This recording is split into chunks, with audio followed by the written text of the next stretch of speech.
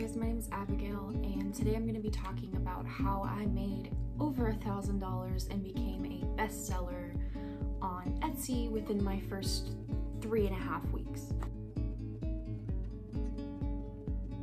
So I started my shop in about mid-June of 2020, and then I made my first listing, I think it was June 21st or something, June 20th, 21st. And then a couple days later, I made my first sale. Now, I was selling plants. Primarily, that's all I was selling at the time. And I was selling a particularly semi-rare plant. It's not really that rare, but in certain regions of the United States, it's impossible to find. And it was cuttings of Monstera adansonii. I hope that I said that right. There's two I's at the end. I don't know if it's just adansonii or adansonii. I'm not sure. Anyways, I also had golden pothos, neon pothos. I had ZZ plant, raven ZZ plant. I had some succulents, but the Monstera adansonii was the one that I sold out of immediately, like within a week.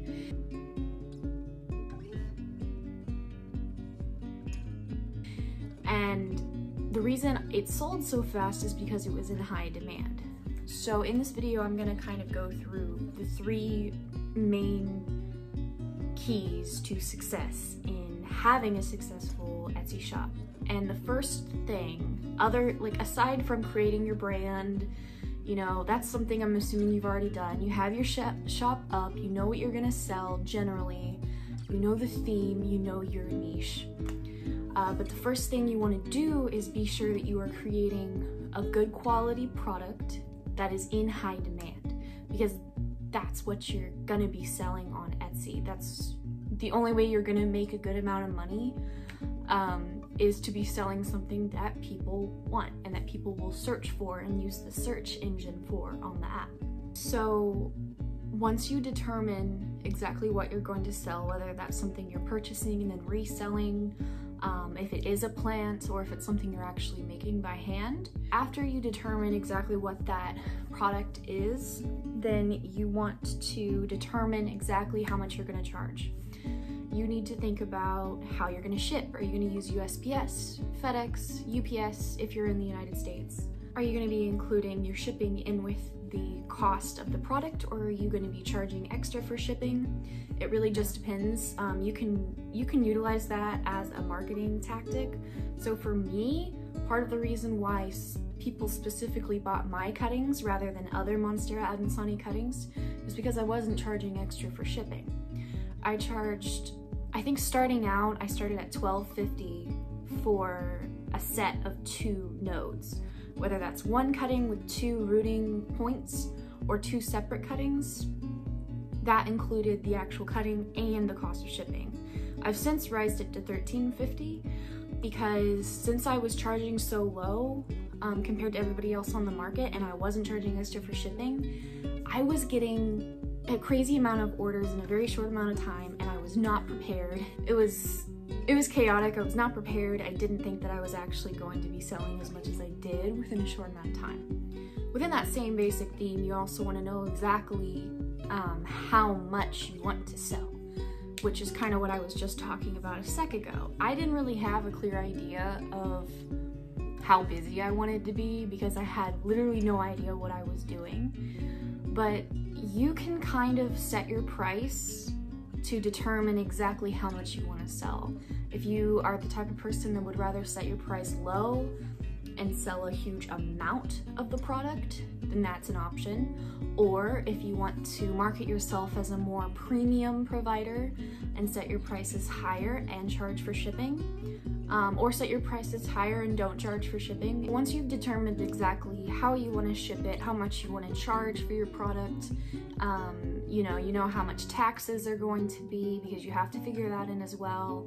Shipping costs, materials. I chose to ship USPS priority 2-day mail because these were live plants that I was selling. Now for my first batch, that was the biggest mistake that I made. I didn't ship USPS priority.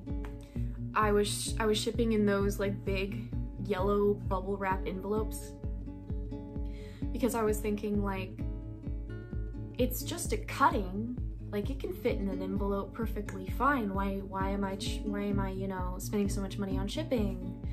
Let's just use these envelopes. And I had like a total, like within that batch of 12, I had like 4 people whose cuttings arrived damaged or wilted, because this was in the heat of summer and I live in Texas.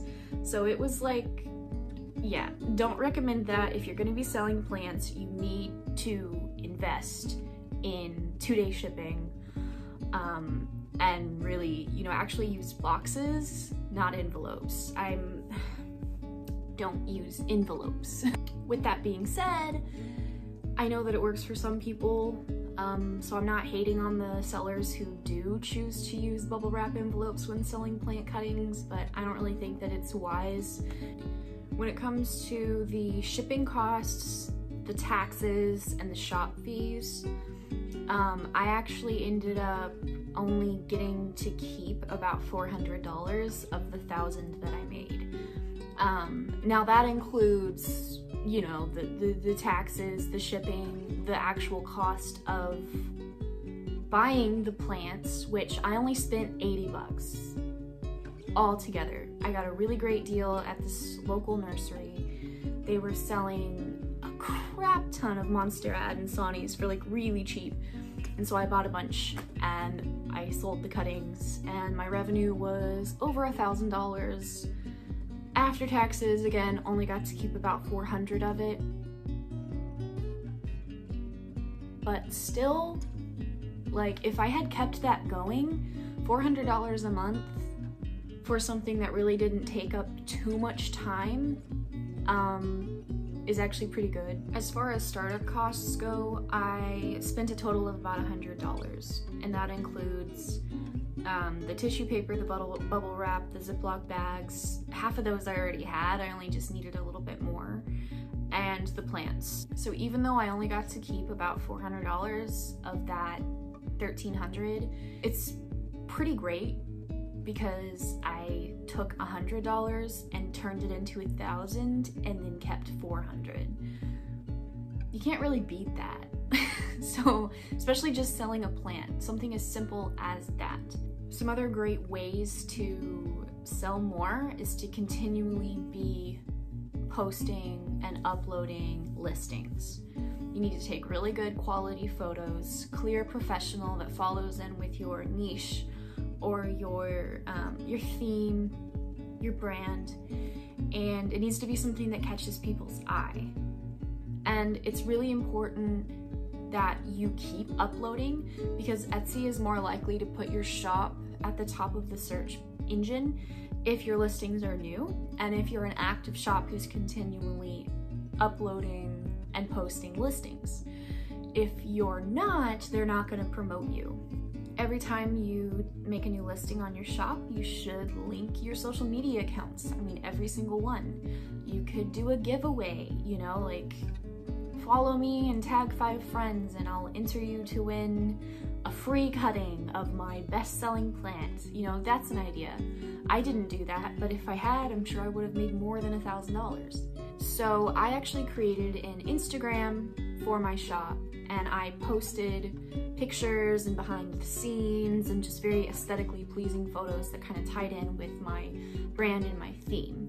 It was going to be very earthy, very colorful, you know, positive, spiritual.